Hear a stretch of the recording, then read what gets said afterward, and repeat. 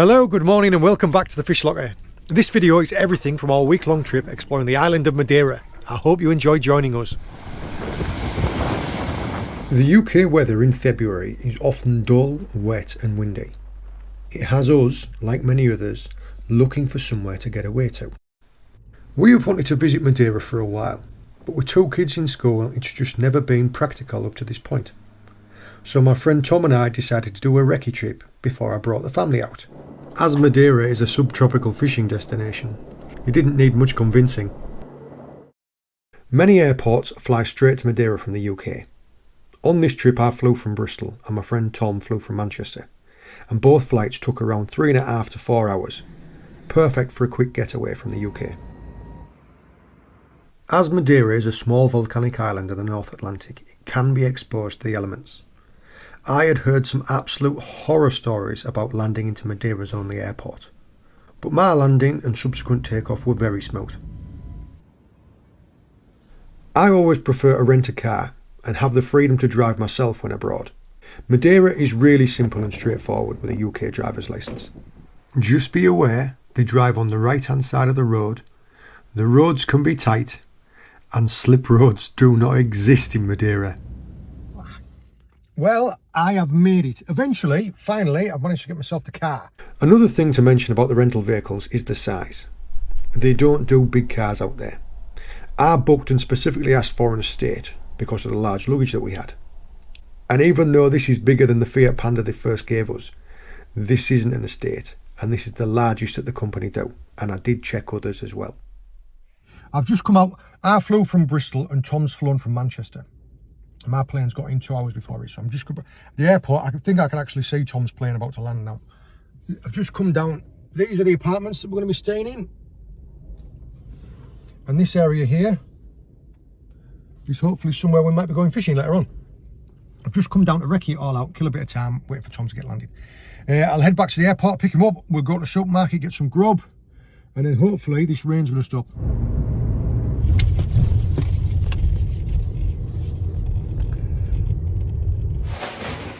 We have arrived, and the bait. On previous trips we have struggled finding fresh bait to fish with. I checked with the airline and was told so long as it's fully frozen and will not exceed the weight allowance, it's all good. This bait was caught fresh, vacuum packed and frozen the day before we travelled.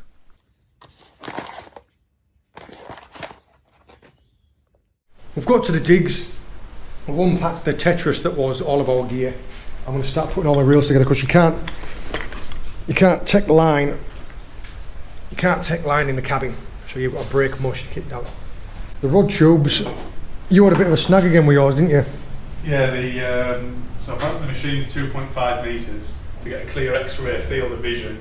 Mine was a little over. This is 2 for 2, and both times we've been, you've had trouble both times. Leeds last time, Manchester this time, same issue again. So we'll try something else next time. Bristol for the win. The accommodation, it's quite humid, so we've got a nice breeze running today. We've opened the windows.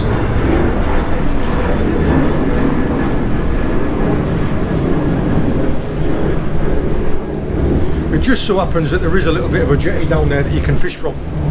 Purely coincidence how I ended up in this accommodation.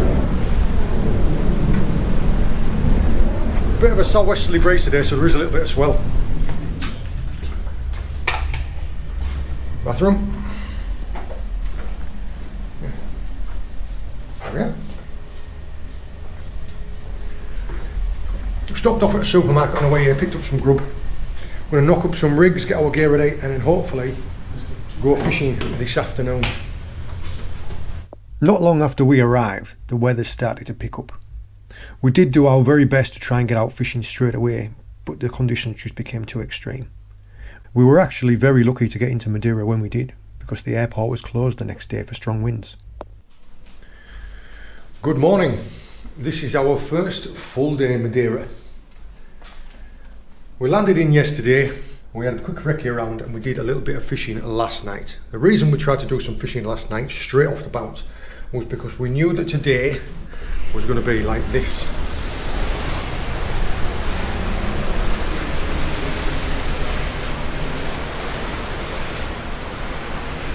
Believe it or not, the conditions have actually vastly improved in the last couple of hours.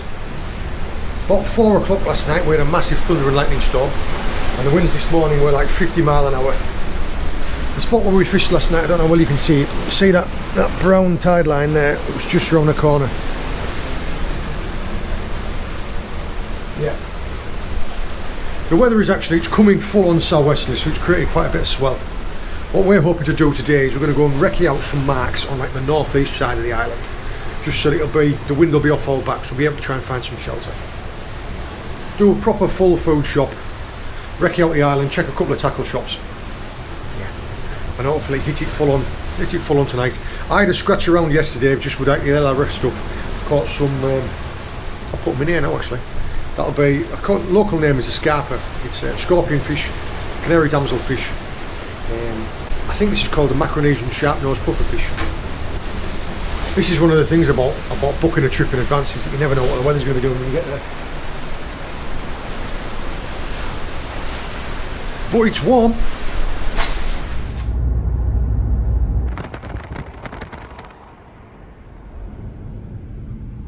Well, we've found a little bit of sun. I wanted to, whenever I come to a new place, I like to try and find a fish market. Just to have a look around to see what fish are being landed by the commercial fishermen. Unfortunately, because of this bad weather that we've been having, there's nothing in any of the markets this morning. So I've come for a bit of an explore. Checking out tackle shops. I'm just checking out the tide line. We'll have a look through all of this. It's the same principle as in the UK when you're going from the shore. If you're coming to a new mark, have a look on the high tide line, because that'll tell you if there's anything dead washed up here. That'll tell you what's out there. So I'm looking for things like cuttlefish bones, or maybe dead fish, or crabs, or shells, or that's what I'm looking for. But yeah, you get some idea of what the swell's like now, don't you? The spot where we are now is Canacal. And we're going to have a run up the north coast. This is sargassum weed.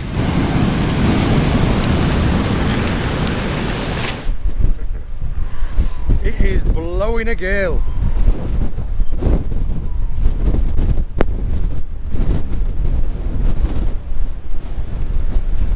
Lovely looking island.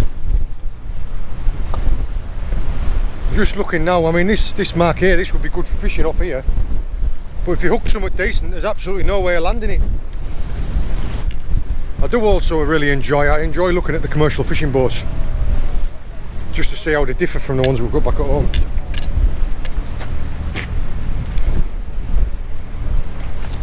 Notice that kind of like splayed bow there, so that it can like crash into waves and it diverts it.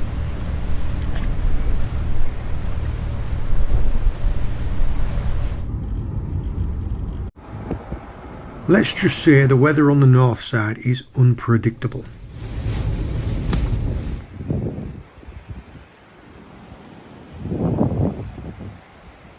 It started howling up so bad we had multiple water spouts shoot up.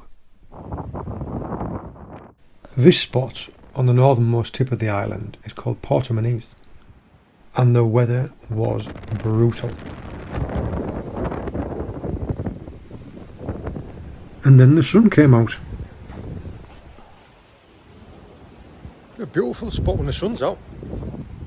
I did come across some commercial fishermen preparing black scabbard fish for market. Gruesome looking fish.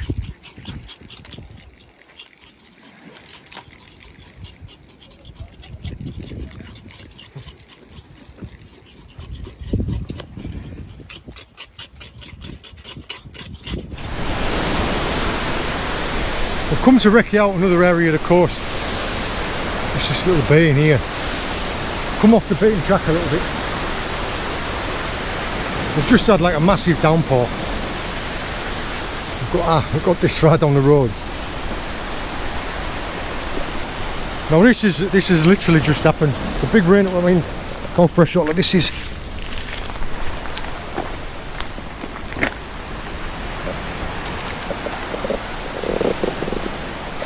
There's the gap where it's come through. I said to Tom, I says, we'll jump out and see if we can move it. There is much chance of moving that.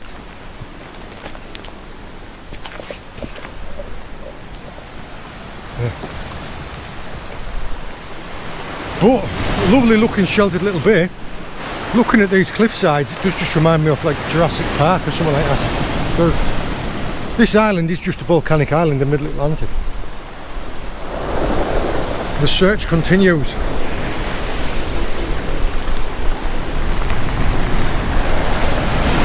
Yet more rough conditions and swell.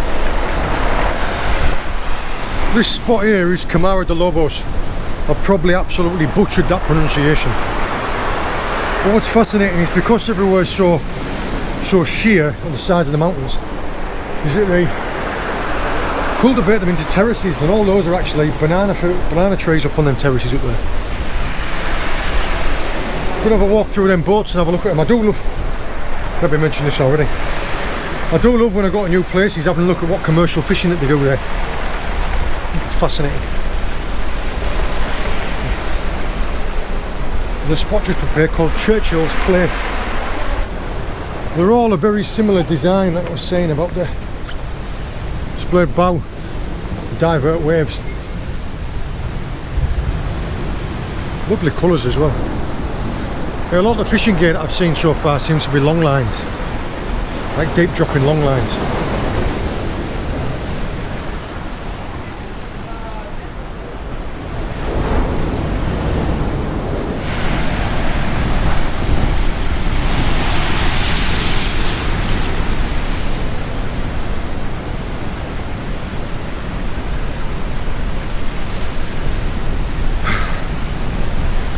We'll keep looking. Hello, good morning and welcome back to the Fish Locker. Today we are fishing from the shore in Madeira. I have managed to winkle one out. Fishing the broken ground in front of the apartment block, we did manage to catch quite a few of these common combers and a couple of diamond lizardfish. The hardship that we're having so far is just trying to find some shelter from the wind. But the wind's spun round now and it's absolutely howling. You see now it's pushing right across. I've left Tom over there with rods. I've managed to scratch out probably half a dozen little combers and a lizardfish. But we're just getting pecked to pieces by a little tiny bream. And I reckon that the bigger fish are a distance off. You just can't get your baits out there because the wind, as soon as it, So I've come for a little bit more of a recce. This volcanic rock here is just incredible.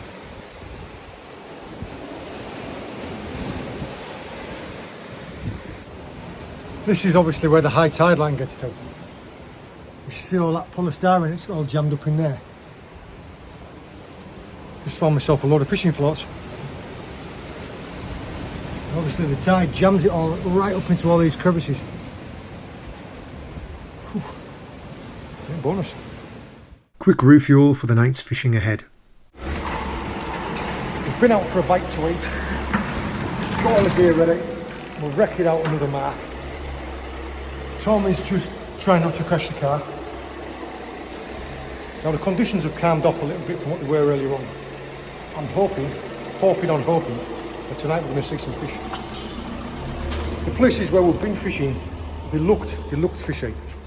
There was no reason in my mind I can see why we shouldn't have had fish, other than the fact that it was just howling a gale of wind and there was a load of swell. Well, it's calmed off a bit now, as you can see. We're going to be fishing Machico Pier, the back side of the breakwater. The only problem being is there are still lots of rain clouds around. Let's go. Fishing on the backside of Machico Pier, I did manage to catch a nice little butterfly ray, and Tom latched into a cracking white skate. Yeah, happy man there. It is a bonny fish. Sadly though, that was it for the night. Ah well.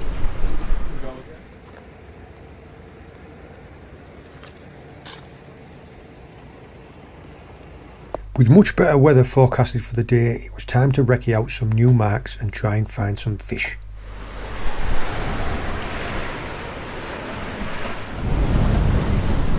Hello, good afternoon, welcome back to the Fish Locker. Out on the shore in Madeira. This is how we'd love to start every session. Tom and I have come down, we were just wrecking out marks today. We thought, well, once the wind's changed around, we'll try a different side of the island. First time we'd ever been here, we hadn't even had a chance to set the rods up. Still got 2 of the rods in. Anyway, Tom's rod there just went whoosh. We've already seen it. It is a flipping massive great butterfly ray.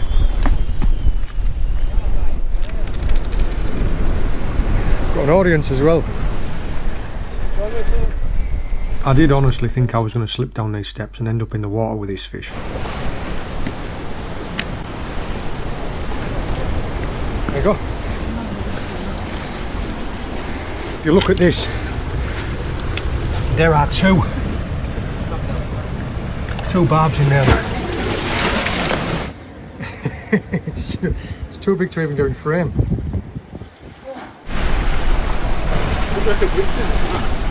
It's massive. 6 foot. Yeah.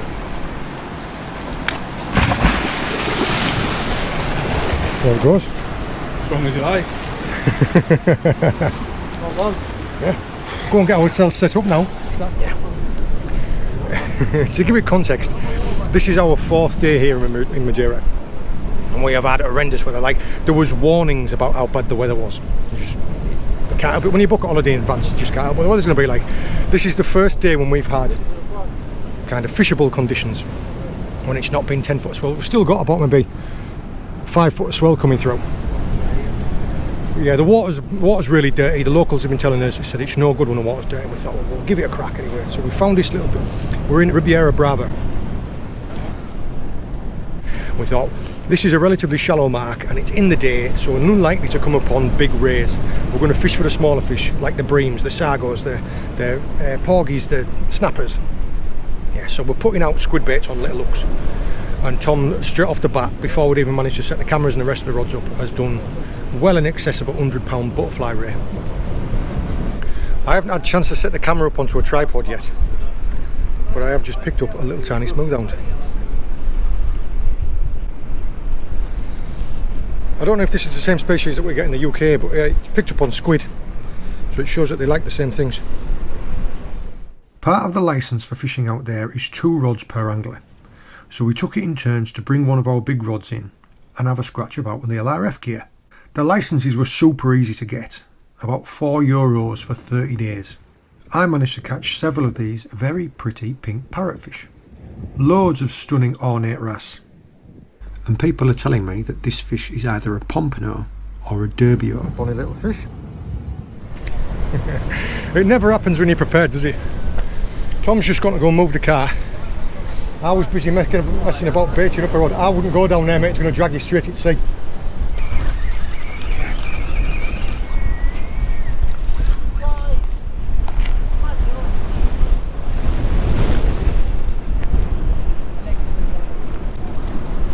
Well, I've gone on here, buddy.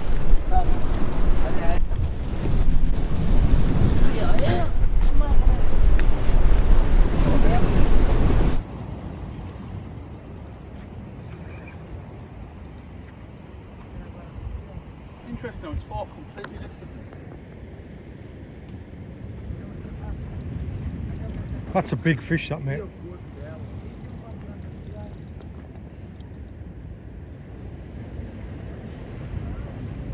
That is an absolute flipping giant.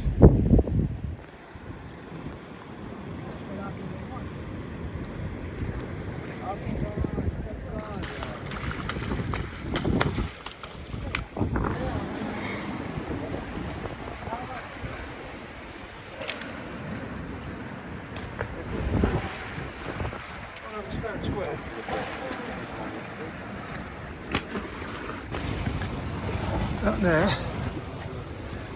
incredibly dense fish, and someone has actually, he's either taken it off somewhere on someone else, so he's lost it in a fight, or someone snapped his barb off because his barb's missing completely. Got no barb on? No, it's a female as well, so you're all right to go behind it without This fish is actually called a bull ray or a duck-billed ray. The first time that Tom or I have caught one of these. I tell you what, it's turned into a lovely afternoon. Yeah, all the local lure anglers have all come down, so it was a good time for us to be able to push off. We'll go back now, you reckon? Get some hot food, get some more bait, and then come back a couple of hours after dark. Because these lure anglers here, hopefully, we're figuring that they're gonna fish through like the last light, maybe a little bit after. We're gonna fish through the night. See you in a bit. Been back home, got some food, got changed, and we're back out. You've lassoed that.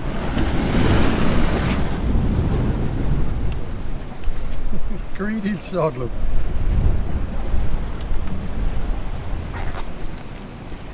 Greedy little sod. Fish for a few hours we're catching now, but them little smooth down pups. Rather than absolutely wipe ourselves out tonight, we've decided to knock it off early, get some good sleep, and maybe crack at it tomorrow. Early start today because we're going out on a charter.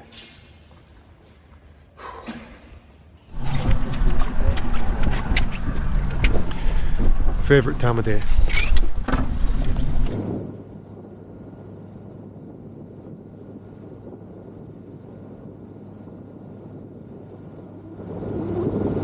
Oh, gorgeous, like dorsal fin on them, don't they? They are very attractive fish, but I tell you what, they've got some nasty teeth in there, don't they? Yes. Nice. Twice size. It's no almond. No, we call them false. Yeah. We call them false amberjacks. Amberjacks, yeah. This is our final night in Madeira. We've just arrived down at Mar. We're going to be fishing at the back side of the pier in Machico. Last chance at a big fish. Thankfully now though the wind's coming off our back, whereas before it was all the swell and all the waves and everything crashing on there. This was the first mark that we fished when we first got it. Lost 3 days to bad weather. Hopefully we can make up for it. There we go, lad.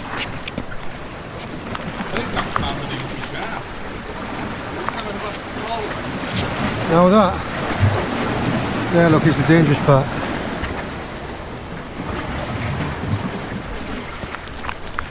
Yeah, well done. I have been trying to fish and find us some live baits because we're trying to catch a barracuda on a float, and I've managed to pick up, that looks like a white bream. Now some of these fish, the white bream and the auxiliary breams that I've got in there, they're too small. The only reason I put them in this bucket is to be able to show you. I'm going to let them go. We're going to be using these bogue, where I can get one. Those bogue there are perfect live baits, and there's even a couple of auxiliary bream. This one is the prettiest one. I think this is a little herring. So racking up the species, I missed a cracking bite inside of here.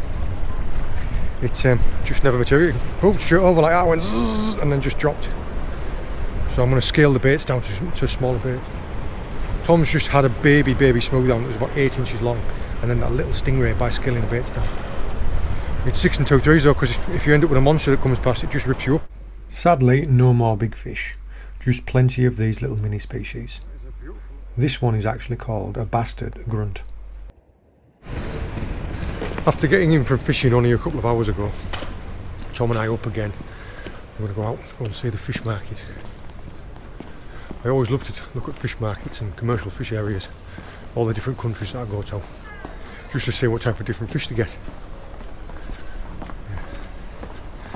I'm not going to try and pronounce the name because I'm going to absolutely butcher it like everything else I've been saying. Yeah, hopefully there's something interesting there. Yeah, there's a comas, rockfish.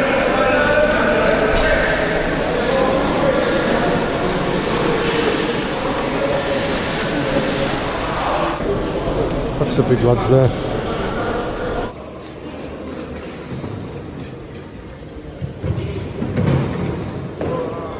Big old blowfin, that's all.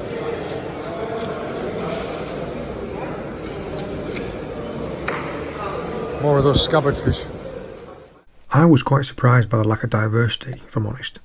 The market was primarily scabbard fish and bluefin tuna. But the fruit and veg market was great.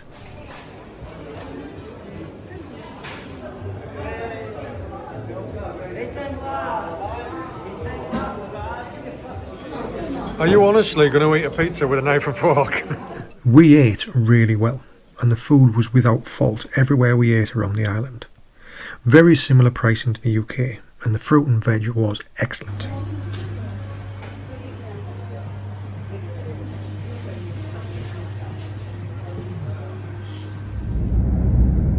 Well, see you on the other side.